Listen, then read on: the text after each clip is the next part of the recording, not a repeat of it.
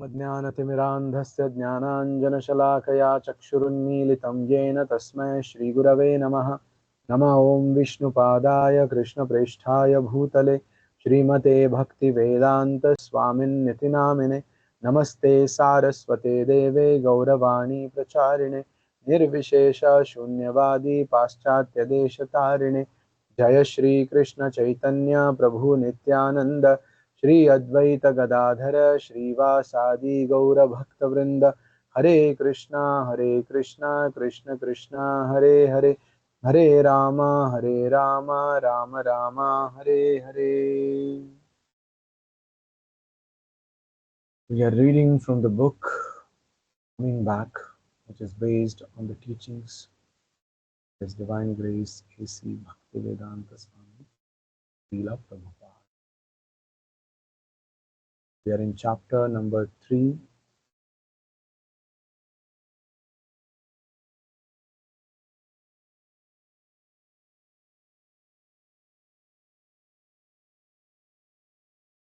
Life of Jadabharata.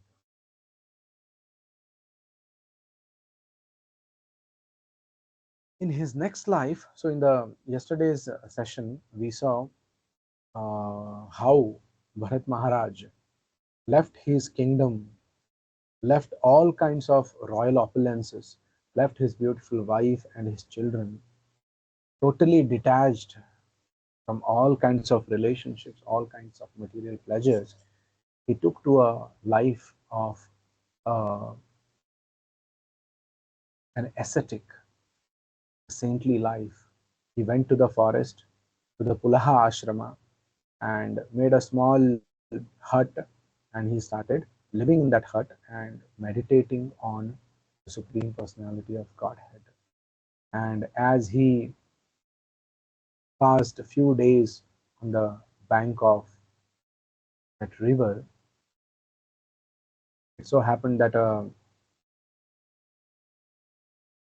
deer, mother deer, which was pregnant, out of the fear of a lion's roar, in front of Bharat Maharaj, it jumped into the river. And because of the fear and because of panic, there was miscarriage, and the baby deer came out of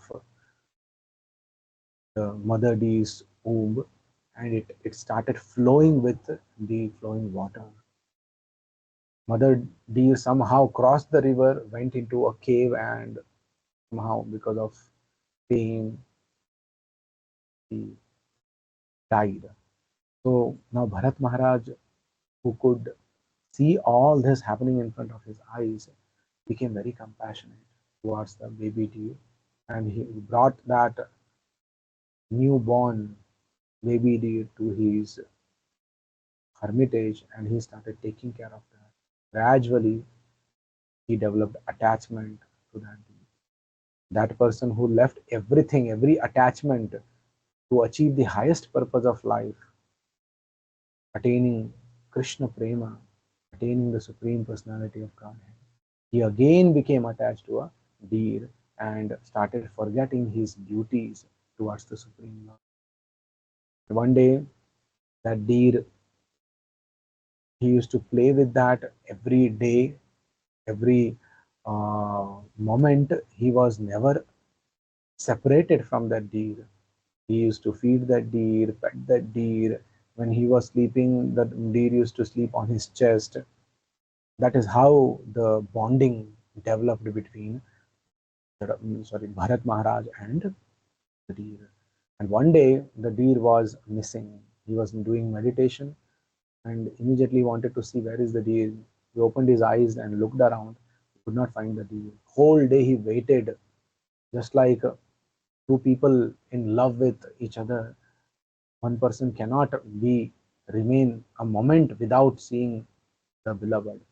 Similarly, Bharat Maharaj was too attached to the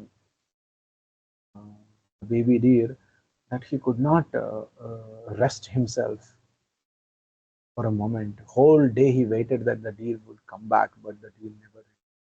So he went in search of the deer, and it was dark.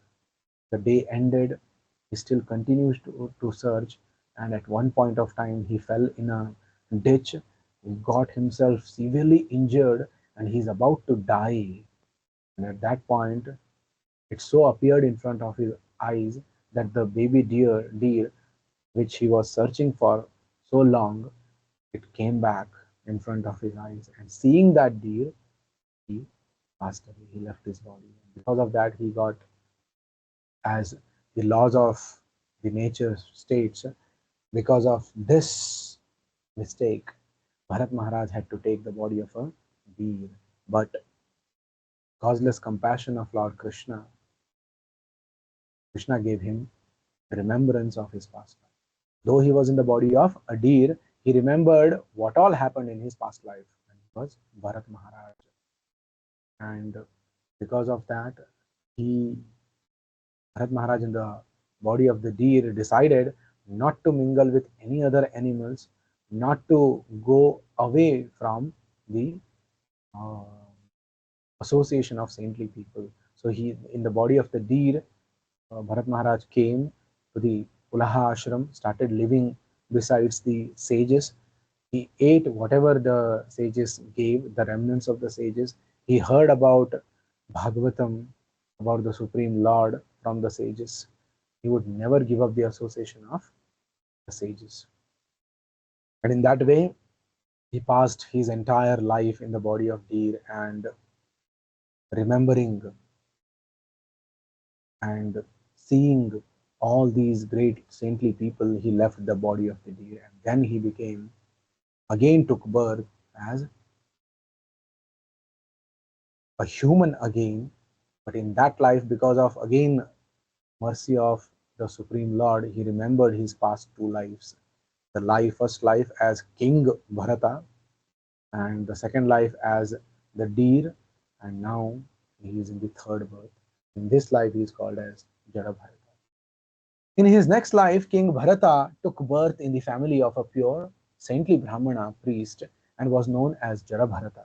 By the mercy of the Lord, he again remembered his past life. Lord Krishna states in the Bhagavad Gita, "From me come remembrance, knowledge, and forgetfulness."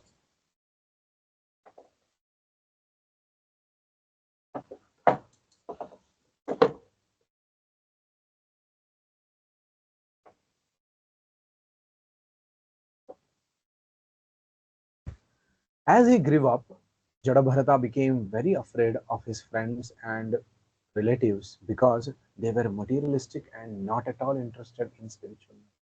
He was in constant fear of their bad influence. He feared that he would again fall down into animal life. Therefore, although he was very intelligent, he pretended to be deaf, mute, and blind so that materialistic people would not speak to him. Within himself, though, he was always thinking of the Lord and chanting his words, which can save one from repeated birth and death. So, because Jadabharata saw that he is surrounded by materialistic people who are not interested in spiritual life, who are not interested in God consciousness, he thought if he mingles with them, if he takes their association, he'll also again fall to materialistic life. That is why he acted as if he was deaf, he was not able to hear, he was dumb, not able to speak, and he's not able to see properly, blind. But within his heart, he was constantly chanting the glories of the Lord, which alone can save one from repetition of birth and death. Jadabharata's father was filled with affection for his son and hoped that someday the boy would become a learned teacher. Therefore, he taught Jadabharata the knowledge contained in the Vedas. But Jadabharata purposely behaved like a fool so that his father would give up the idea of instructing him. His father never gave up trying until the time of his death to teach his son the wisdom contained in the Vedic literature. Jadabharata's 9 stepbrothers, they were totally 10. Jadabharata's 9 stepbrothers considered him dull and foolish. When their father died, they gave up the idea of teaching Jadabharat. They did not understand that he was actually a devotee of the Lord. Jadabharata tolerated their mistreatment. Whatever food came his way, he would accept it. He was not disturbed by heat and cold. He was transcendental to the wind and the rain. Because his body was always dirty, his spiritual effulgence was covered, just like a valuable gem covered by mud. Every day he was insulted by people who thought of him as a useless fool. His cruel brothers made Jadabharata work like a slave in the fields. For food, they gave him broken rice, oil cakes, warm eaten grains, and burned grains that had stuck to the bottom of the cooking pots. Jadabharata accepted them as if they were nectar without holding any grudges toward his stepbrother. Jadabharata instructs King Rahugana. One day, while Jadabharata was wandering about, King Rahugana of Sauvira was being carried through the district on a palanquin resting on the shoulders of several servants. The men who were fatigued began to fall. They realized they would need another man to help them cross the Ikshumati river. They began searching for someone strong enough to carry the king. Soon they spotted Jadabharata, who appeared as strong as an ox. But because Jadabharata saw all living beings as spirit souls, he could not perform this task very well. As he walked, he kept stopping to be sure that he was not stepping on any ants. Unaware of what was causing the delay, King Rahugana shouted, "What is going on? Can't you carry this palanquin properly?" The frightened servants replied that the disturbance was being caused by Jadabharata. The angry king chastised Jadabharata and accused him of carrying the palanquin like a weak, skinny, tired man. But Jadabharata understood his true spiritual identity. He knew he was a spirit soul, part and parcel of Krishna. He understood he was not the material body. Therefore, Jadabharata remained unaffected by the king's criticism. My dear king, said Jadabharata, whatever you have said about me is true. You seem to think that I have not labored hard enough to carry your palanquin. That is true. Because actually I am not carrying your palanquin at all.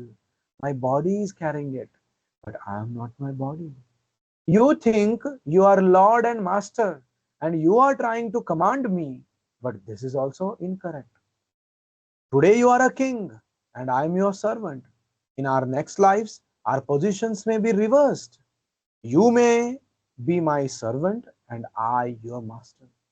Just as the waves of the ocean bring pieces of straw together and then break them apart, the force of eternal time brings living entities together in temporary relationships, such as master and servant, and then breaks them apart and rearranges them.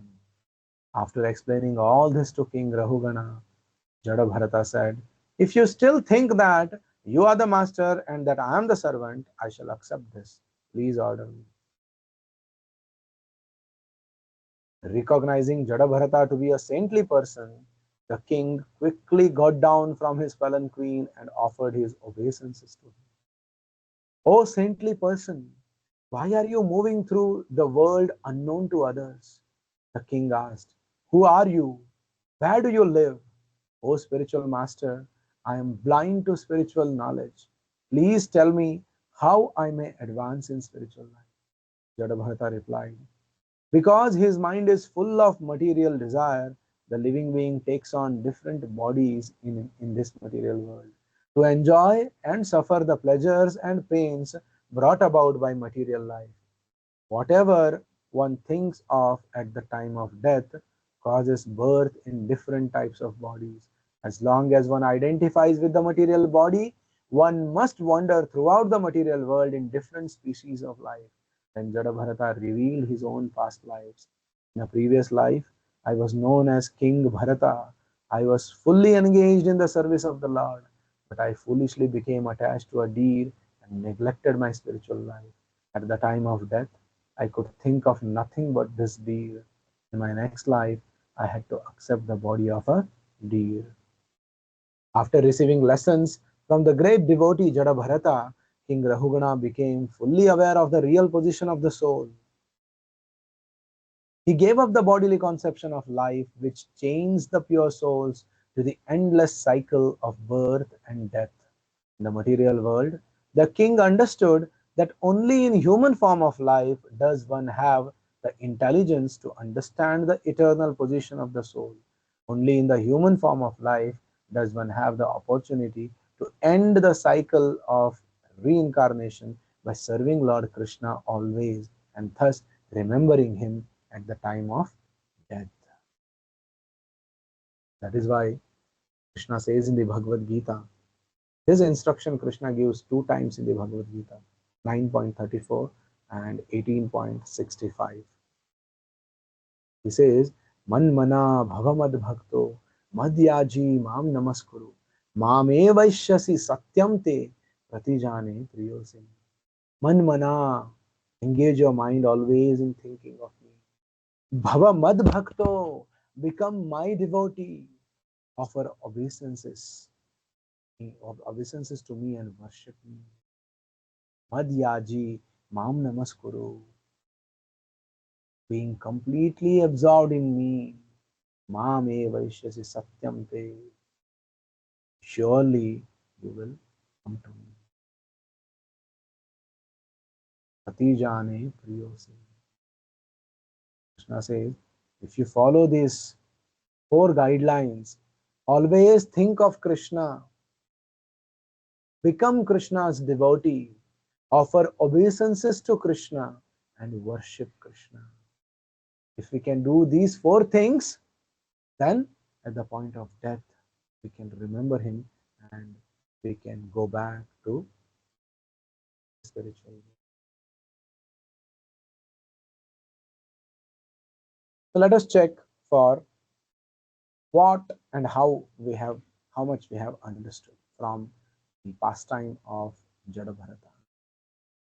King Dash gave up his kingdom and moved to Pulaha Ashram. You can unmute yourself and try to answer.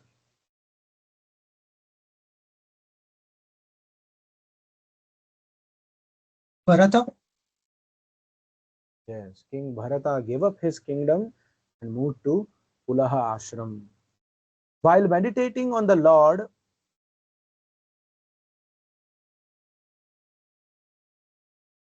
now some other devotee can answer.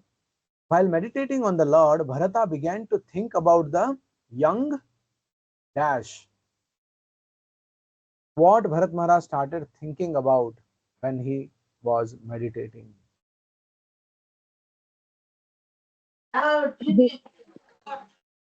What?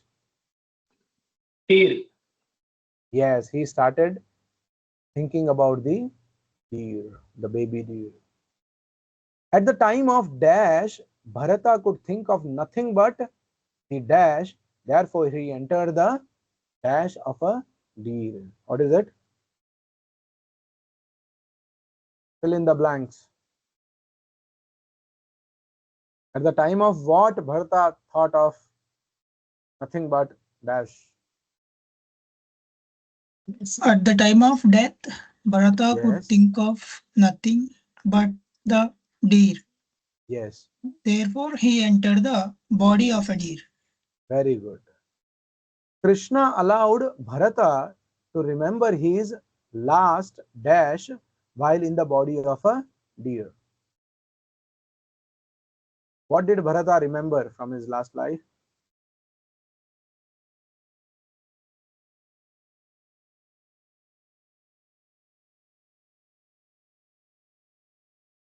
I already gave answer. Krishna allowed Bharata to remember his last life while Life. in the body of a deer. When Bharata left his deer body, he took birth as Jada Bharata. Jada Bharata. Yes, Jada Bharata pretended to be dash dash dash. Deaf. Mute, Huh? deaf, mute, Yes. and dumb. Deaf, mute, and deaf, mute, and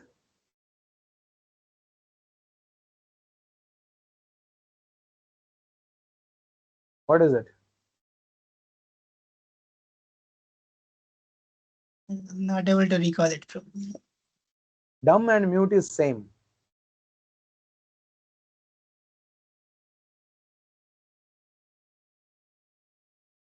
I'm also not able to recall. Anybody else able to recall? Deaf, mute, and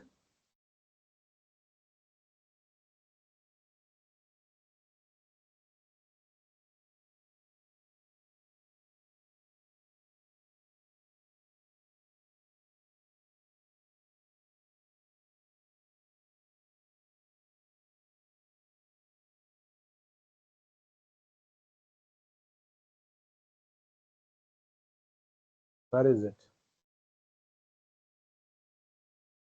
Deaf, mute, and blind. Next. Jadabharata was afraid of taking birth again as an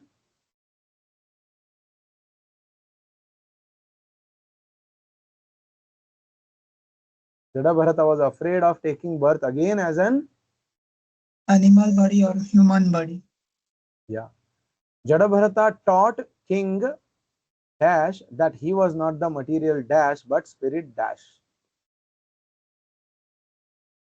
What is the name of the king whom Jadabharata instructed?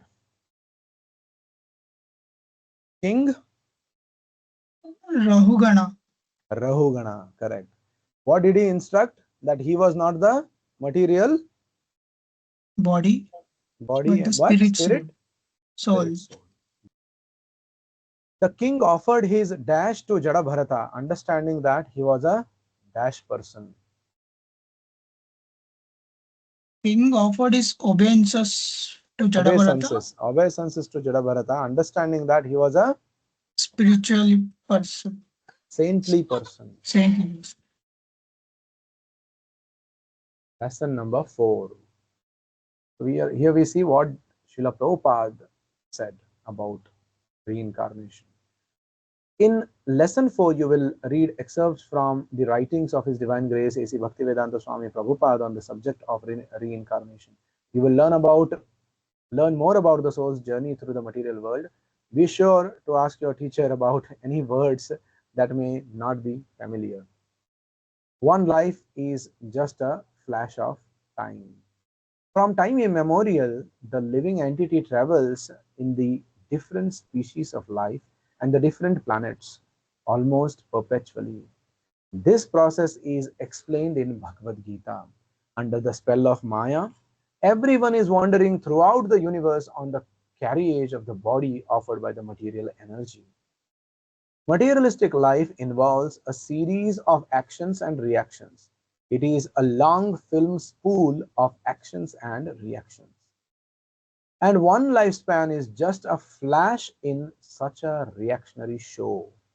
When a child is born, it is understood that his particular type of body is the beginning of another set of activities.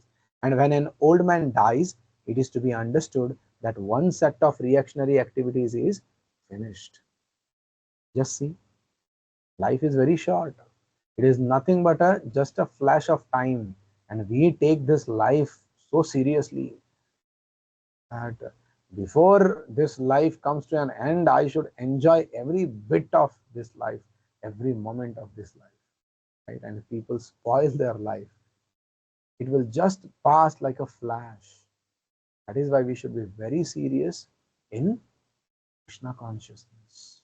One should become serious in life, but not serious to enjoy sense gratification, but to become serious to serve Lord Krishna, to dedicate his time, energy, and everything in the service of Lord Krishna. Otherwise, as it is mentioned, as when the child is born, a new set of activities are born, and when a person dies, it is understood that a set of reactionary activities is.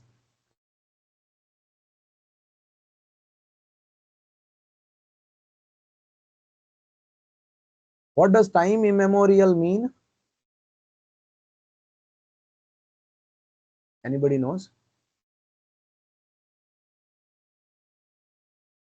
Time immemorial. Is it eternal? Not exactly eternal. For a long, long time.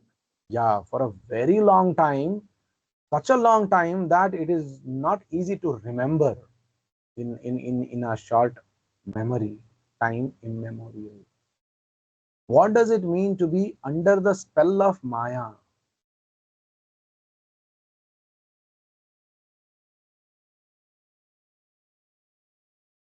Under the spell of Maya.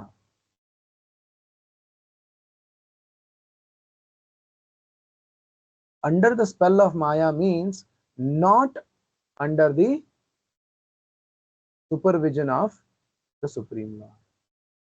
When we are not following the instructions of Bhagavad Gita, we fall under the spell of Maya. When we don't follow the instruction of the bona fide spiritual master, we fall under the spell of Maya. Falling under the spell of Maya means falling under the rule of the three modes of material nature, falling prey to the desires of the mind, falling prey to the pulls of our different senses towards their sense objects. And over and above all, under the spell of Maya means under the misconception that I am this material body, forgetting that I am actually the eternal spirit soul. You get the body of your choice. It is very important. It is actually we who decide what should be our next. The living entity creates his own body by his personal desires, and the external energy of the Lord supplies him with the exact form by which he can enjoy his desires to the fullest extent. The tiger wanted to enjoy the blood of another animal. Therefore, by the grace of the Lord, the material energy supplied him the body of a tiger with the facilities for enjoying blood from another animal. Explain the external energy of the Lord. What is external energy of the Lord? External energy of the Lord is nothing but we call in single word called as Maya. Maya is the external energy of the Lord. There are energy of the Lord is one, but when you are under the supervision of the Lord, you are under the energy of the Lord called as Yogamaya. And when you are not under the supervision of the Lord, but of course, on the whole, all of us are under the supervision of the Supreme Lord, but we are not under the direct care of the Lord, those who are in Maya. So, the internal potency of the Lord, those devotees whom Krishna personally takes care of, they are under Yogamaya. And those who have not taken shelter of Krishna, they are under Mahamaya, the illusory potency of the Lord. How has the tiger, as well as all living beings, been given a set of senses in which to enjoy the material body? How they are given? Because of their own desires to enjoy in a particular way. Tiger, in his previous life, had the desire to enjoy fresh blood of another animal. That is how he got the body of a.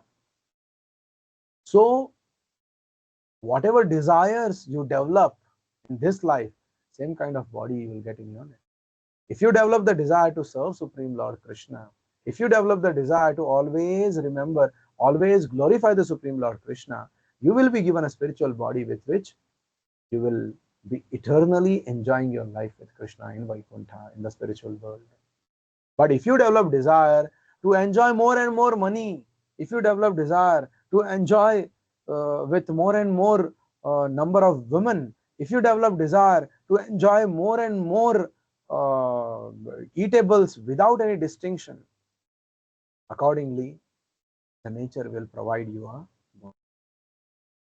Death means forgetting your last life.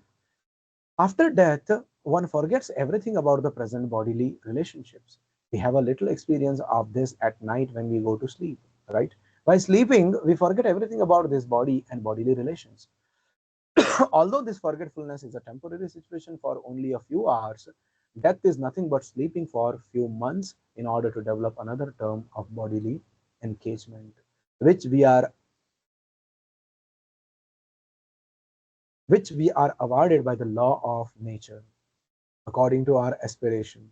Therefore, one has only to change the aspiration during the course of his present body, and for this there is need of training in the current duration of human life.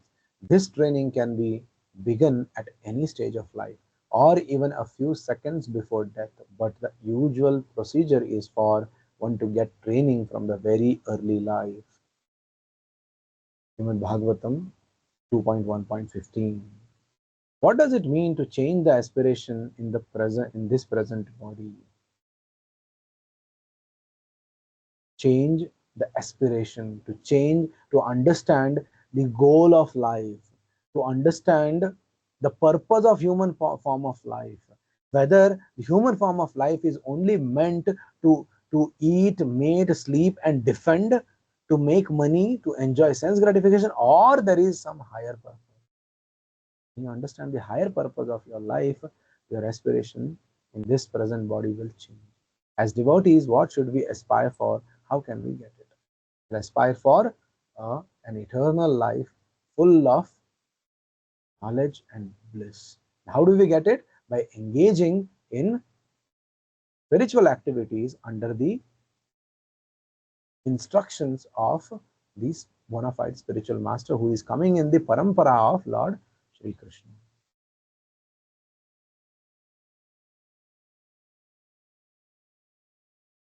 The soul takes a human form first. Okay, let us see this in our next class. Anybody has any questions so far?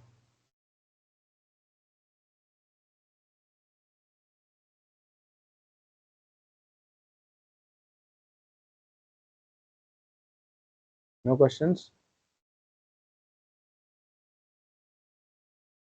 Thank you all for joining this session. Vishwaguru Srila Prabhupada ki Jai, Nitai Gaur Premanande, Hari Hari Bol. Thank you, Prabhuji. Hare Krishna. Hare Krishna Prabhuji.